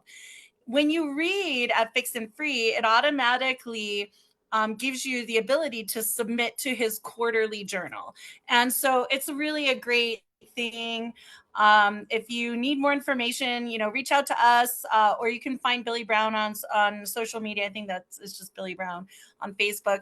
Fixed and Free Quarterly is the publication, and he's here in Albuquerque. So it's really great to see the New Mexico poets continue to get pushed up. So everyone is welcome to go. If you want to get on the email list, reach out to me directly and I'll have him add your email. Or you can reach out to Holly or Cheryl, and any of us, we can have him add. I just wanted to plug that real quick because a lot of people don't know perhaps what Fixed and Free is. So. And I must say that I designed the cover for all of this year. Oh, very cool. Awesome, Cheryl. That's a nice feather in your cap. Well, he's very wise to do that for the cover of this is a monoprint that I did with collage on top of it. It's really beautiful. The textures, the colors, like one of the things I love about this publishing house is that no one is the same, right? Sometimes you go to places and it's very cookie cutter-esque, and I didn't want that. I wanted to make sure everyone had their own individuality, whether it was the content, the page poetry, the artwork, the themes of their work. And if you go to the website and you can read the book reviews, you'll see all of the covers. And if you go to the shop, the store, our online store, you can see all the books and all the covers and all the artwork. And I really ought to do like some sort of slideshow with everyone's cover art, because it's just absolutely spectacular. There's no two covers are alike. The artwork that has come through here has been really great. So thanks, everybody. But yes, so Cheryl, it was awesome. Thank you so much. And I'm excited for August Fixed and Free now. What is up, Blitz? Blitz, I know you're up next. And he's got more of his Dallas Poetry Commission people hanging out. So let's see what's up. Where are you filling in? Are you going to be Blitz today? But you're muted. Hold on, you're muted. You got to unmute. Okay, can you hear me now? Can you hear me now? Yes, there we go. Hi. How you doing? Yes. My name is Alex. My stage name is Punchline Frazier. But Blitz ran into the store for a minute, but he will be right back. I promise you. No. So right. I'm like a zero in math. I'm just here to hold the space. I don't know if he was supposed to spit something or otherwise, but yeah. He's supposed to spit something, but that's okay. So hopefully he'll be back. I mean, I got a 60-second poem if you just need to fill in real fast. Yeah, sure. Go ahead. I mean, okay. Let's see. I steer clear away from fear because it's something I'm no longer accepted. I fight for the right to be the light just as the biblical Jesus was because I expect it.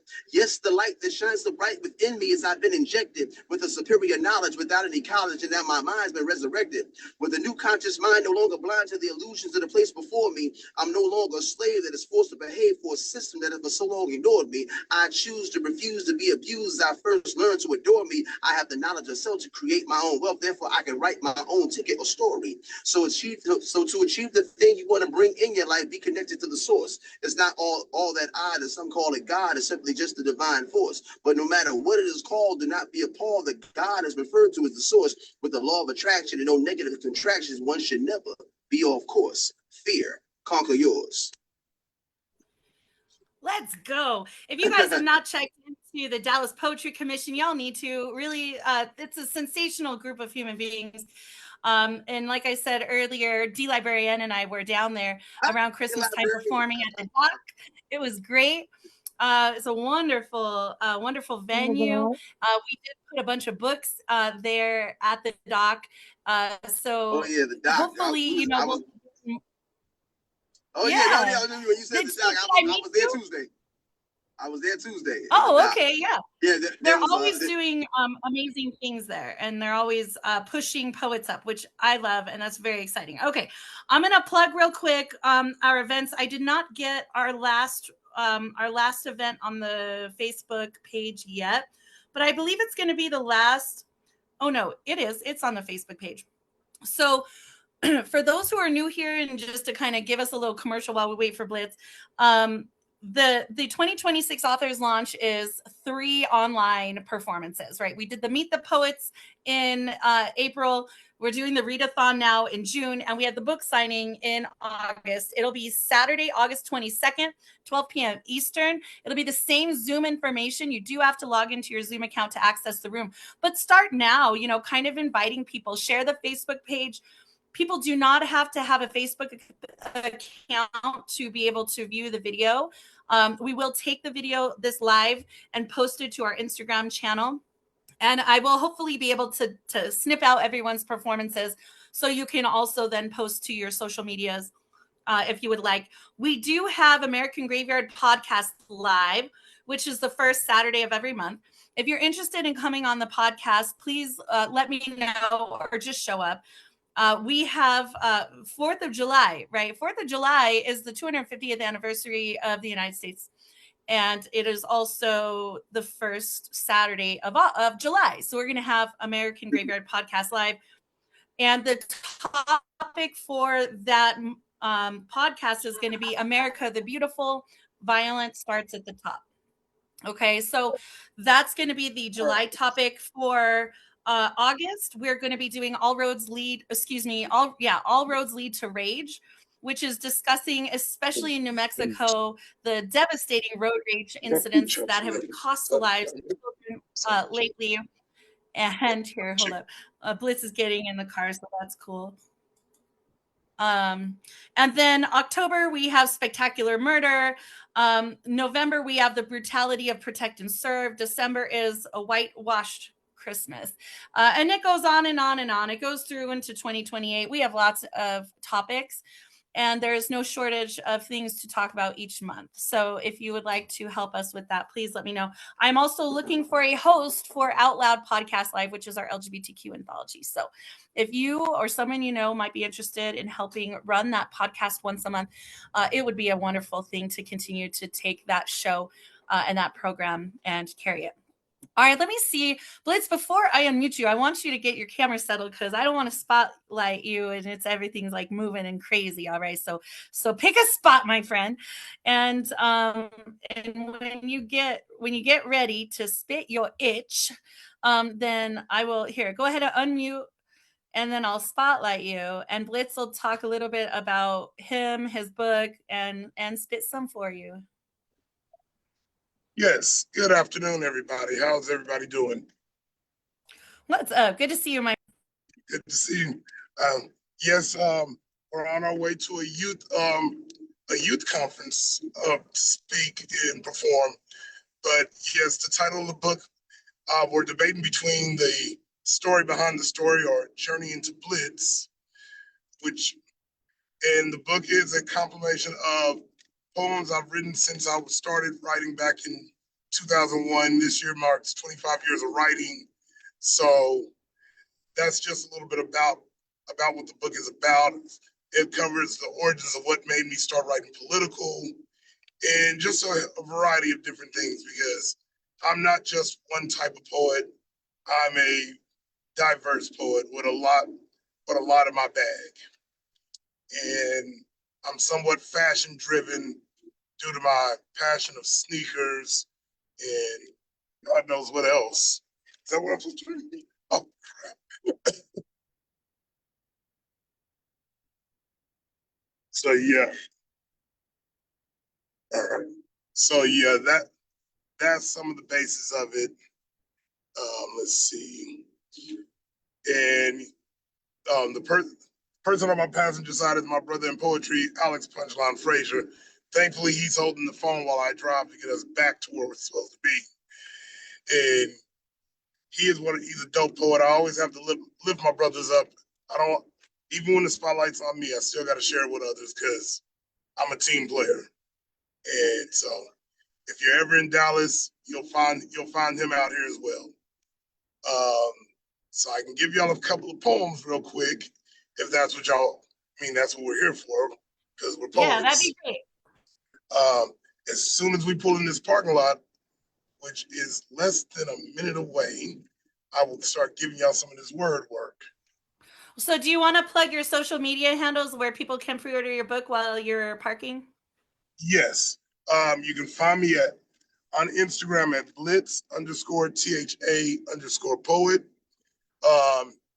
That's the main place to find me. Facebook, it's David Jackson. There's a lot of us. So look for the guy with a baseball jersey and a hat. And then let's see where else. I'm also on TikTok for whatever reason. Don't ask me why. And that is blitz_the_poet, THA again. And that's my social media handles. Cash app for pre-orders is $Poetic Blitz, all is one word. And the photo on there is a baseball cap and a pair of sneakers. So let me go ahead and give y'all a poem or two. And my brother in poetry just got to see a few poems. He got to glance at it. So I'm going to give y'all the origins poem real quick. All right. All right.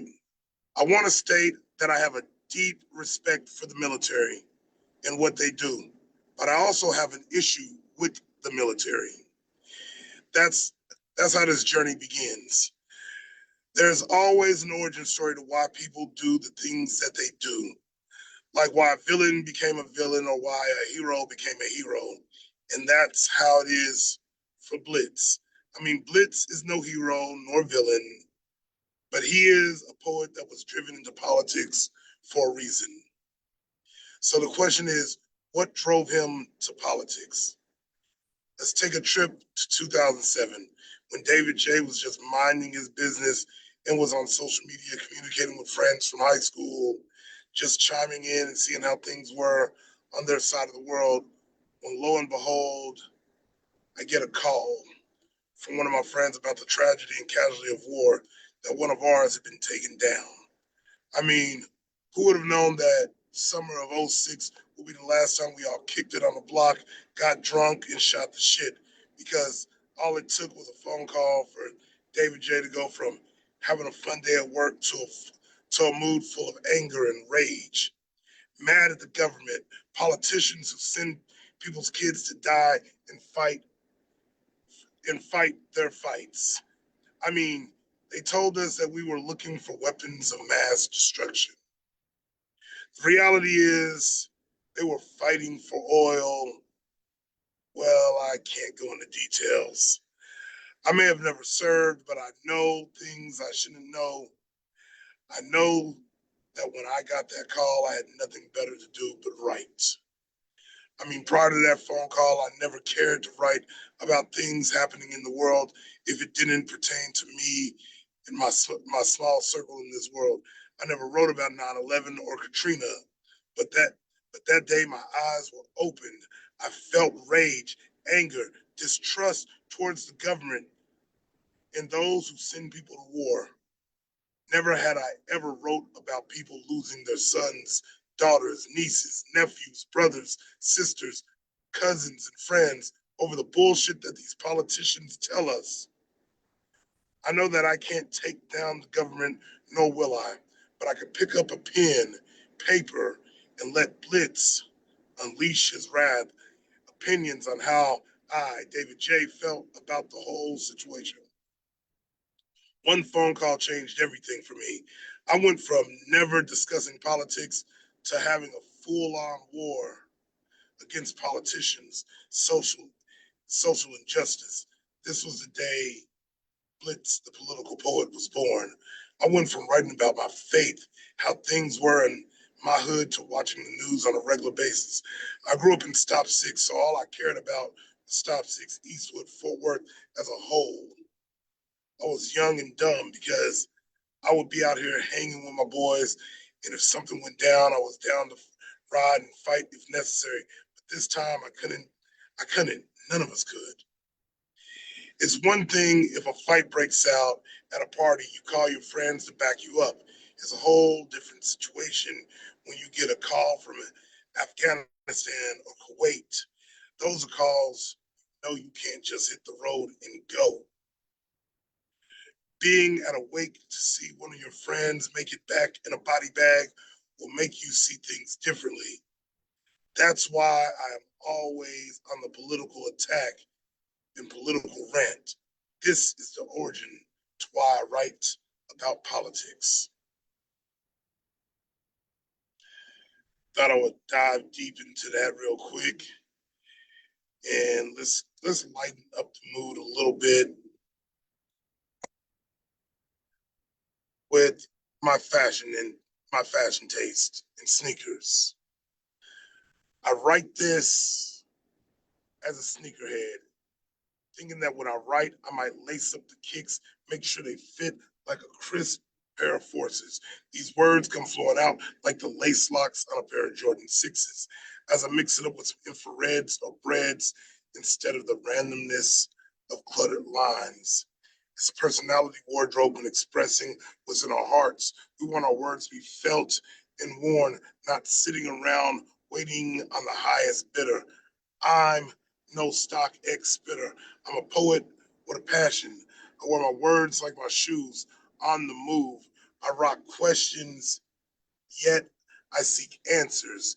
And if you ain't feeling it, then you might be basic like a pair of Asics sitting on the shelf. I may not be the best, but I won't rest until my words and emotions are felt.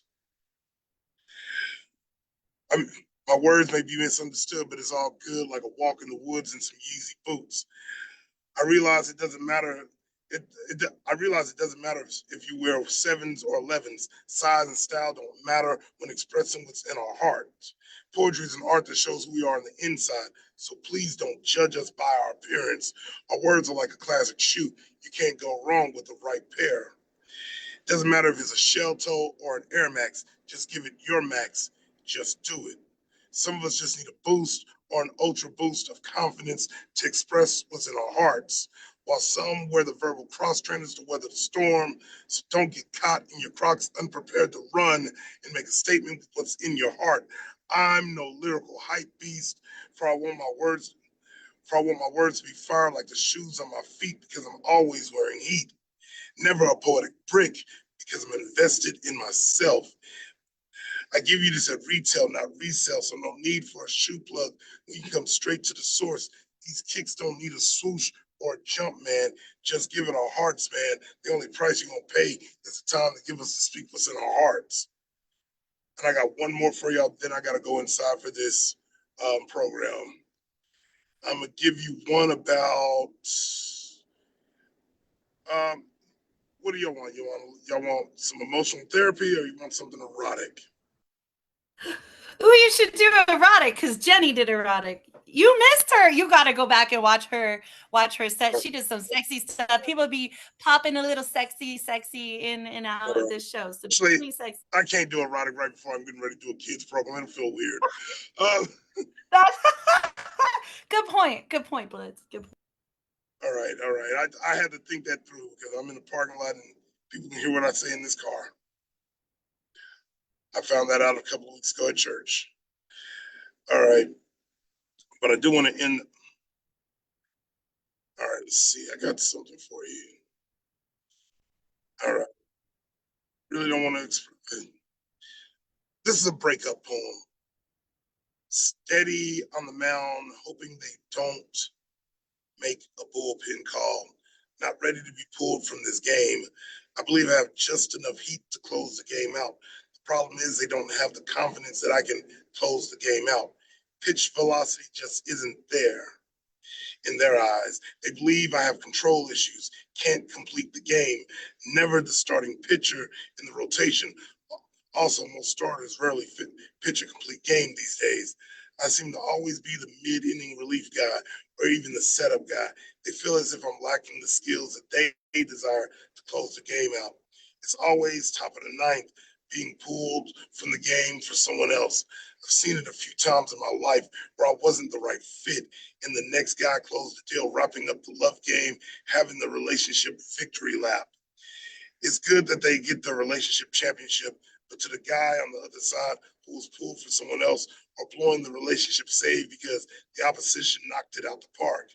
The love game is always dangerous for those on the losing end because we feel it more, we feel incomplete, we feel empty on the inside. We find a way to bounce back. We aim to be the closer in the next relationship or knock it out the park because we're tired of being the next on deck. Don't let your confidence go because they decided to pull you out of the game and make a bullpen call. The next team you join will be the winning team, so never count yourself out. That's all I got. Let's go. All right, Blitz the Poet. If you're not following these authors, please do. Get on their social medias, at least take their emails down or their cash handles and get the pre-orders in for the books. The books are retailing at $15 US plus shipping and handling depending upon where you live in the world. That can vary. So if you are international buyer or an international author and someone from outside of your country would like your book, feel free, please, to pass on those charges, right? The consumer needs to be charged for the shipping, but you get a signed copy from the author. And that is really something that's quite priceless, especially when you can collect all of them. It is an amazing set. And I do appreciate you, Blitz. Thank you so much for coming through and doing your thing. All right, so big shout out again, S.K. Lockhart, Sarah Doolittle, Neil Deswani, Jenny Mootlu Collins, Holly Wilson, D. Librarian, Cheryl Howard, and Blitz the Poet. All of their social medias and their bios should be on the website. If not, we'll be on the website shortly. If you have any updates to any of those, let me know, please. I'll do my best to update the website as we are rocking and rolling. And of course, you can purchase the entire collection on our website. At readorgreenbooks.com, read READ. Please like, share, subscribe, and follow everywhere online and check out our YouTube channel. All right, at this time, I'll invite everyone to unmute and let me see, invite, unmute, and clap and have a great, that's not the button I wanted to press. I was going to ask all to unmute. That's what I was looking for. All right, y'all, give it up a big round of applause. Big cheers for this launch party. It's going to be amazing. We'll see you back here in August. Thank you. Thank you. Wonderful, everyone. Bye. All right, take care, y'all. Have a great day. Bye. Bye. Bye, everyone. Thank you so Goodbye. much. Bye. Bye, y'all.